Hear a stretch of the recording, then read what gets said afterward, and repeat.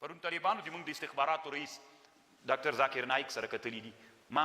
اراده وله چې زه به کنې ما خپل ټویټر دا ډېر وخت باندې ما ویلي چې زه به یوه لیکنه پرې باندې کوم. دا طالبانو اصلي کار دغه کار ده. یعنې ما ویلي که زه وثیق صاحب سره ووینم او اراده مې چې انشاءالله ورځم به دې ورځو چې ترجمه خلاص مې زه به ورته وایم چې د نر بچی اسلامي امت را ژوندی کوي دغسې کارونه وه. دلته خو یې موږ ته داسې ویلي ذاکر نایک کاپیوري دي ما په کوپر فتوا کړې وایي ذاکر نایک مسلمان ده که کافر ده میل د الله د دین یو عالم سټي ویلي وي هغه د دیوبانو ما تاسې ته ویلي وي اسلامي امت راټولوئ که ټوټه کوئ چې راټولوئ بیا له دې نه تېر سئ هغه کلمه وایي هغه بیت الله ته ځي دا 2 ورځې که 3 ورځې مخکې ذاکر نایک چې هغه ته راغی څه ورته وایي بیت الله ته راغی خپل ټویټر باندې لیکلي وي زه الله خپل کور ته راوستلم. مسلمان ده ولې داسې کوئ؟ آراو کې خود اختلاف شته ده که سلفي ده که هر څوک د مسلمان ده. نو که ته غواړې چې اسلامي امت راټول کړي د دنیا داسې علما داسې بل عالم دنیا کې شته چې ټول اسلامي نړۍ مني په ټوله دنیا کې یوازینی سړی چې ټول انسانان یې مني هغه ذاکر نایک ته په علماو کې دا بېګپه درته وایم طالبانو یو داسې علما دي خپل وطن یې مني یو داسې علما دي خپله خطه یې مني دا ټول اسلامي نړۍ دا سړی مني. نو دې سړي سره طالبانو انسانان اسلامي امت په خبره کوي چې امریکایان هره ورځ ورسره کیني نو تر متاثر کېږي به که نه غربیان چې ورسره کیني هره ورځ تر متاثر کېږي به که نه چاته هم ضرورت شته چې ورسره کیني د اسلامي امت رهبرانو سره چې اسلامي فکر لري. تاسې که فکر وکئ ده په خپل ټویټر باندې د وثیق صاحب عکس نشر کړی امارت نه ده نشر کړی ده نشر کړی ده چې د وثیق صاحب سره عکس اخیستی ده په خپل ټویټر باندې هغه عکس نشر کړی دا یو افتخار ده موږ ته یو افتخار ده باید موږ د اسلامي امت له داسې علماو سره څوک سو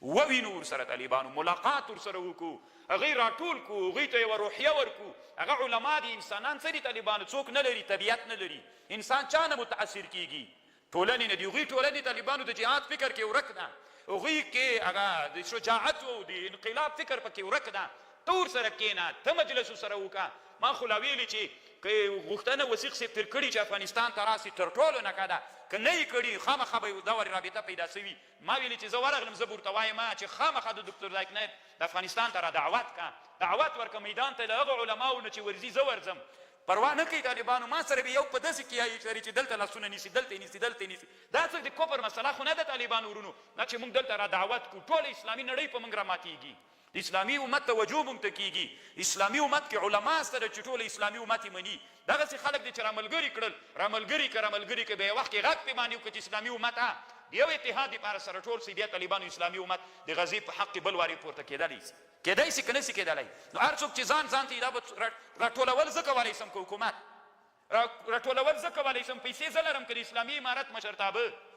دغسې انسانان طالبانو دغه ملاقات طالبانو رښتیانن د اسلامي امت د روحیې د راټولولو په معنا باندې ده. قسم په الله اسلامي امت په دغسې کار راټولیږي ډېر ښه کار یې کړی الله عز وجل دي ده ته په دغه کار باندې نورم لا توفیق ورکړي چې د اسلامي امت له علماو سره وویني نه تنها لیدل د دنیا دا اوس طالبانو یو عالم د دکتور صغیر نومیږي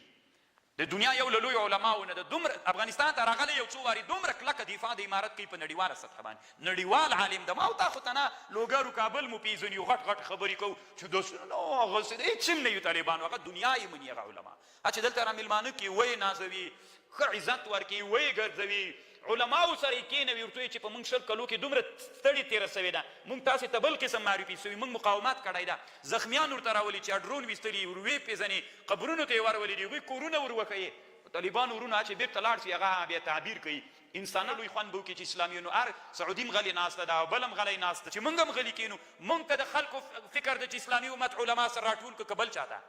موږ طالبانو اولینی کار ده چې ومو که الله عز وجل دې وکړي چې دا وارې دی دلته را دعوت کړي او دلته راسي ښه سپینو بیرغونو باندې طالبانو ونازي ځکه د ده خبر څوک مني دا دې نه تېر څه دا وابي ده او سلفي ده دا نو چی کړي دي هغې اسلامي امت ته دومره کار کړی و ټول عمر دین مو طالبان هم دا وابیت او پنجپیریت ده تاسې افغانستان کې بله خبره اورېدلې ده چې دا پورته سي راکته سي وابي ده او پنجپیري د اسلامي امت په پښو دروي که نه دروي چې دروي طالبانو له شویتوب له پنجپیریت له سلافیت له دیوبندیت نه به تېرېږي لکه ته په افغانستان کې تنها دا ډلې دي په هند کې څوک دي په پاکستان کې څوک دي په سعودي کې څوک دي په دوبۍ کې څوک دي په افریقا کې څوک دي هلته به ته تېرېږي د دغه نوم لاندې به خلک راجمع کوې چې د اسلام نوم او لا اله الا الله دا پرېږده دا نور شیان بیخي پرېږده بیا اسلامي امت را او چې ته دلته ما سره په پنجپیریت او وابیت اخته یې یا نو ته اسلامي امت راټولوی سي چې ما او تا نه سره جوړ بیا اسلامي امت راټولوی سي دا پرېږدئ طالبان دا نور کار نه ورکوي دلته ټول عمر په همدې کې ستړي وابیت ته او پنجپیریت ته وابیت ته او پنجپیریت ته 2000 کاله په همدې کې تېر شول همدې کې راغټ شو نو مطلب دا چې طالبانو دا ډېر د ستایلو کار د الله عز وجل د عمر ورکړي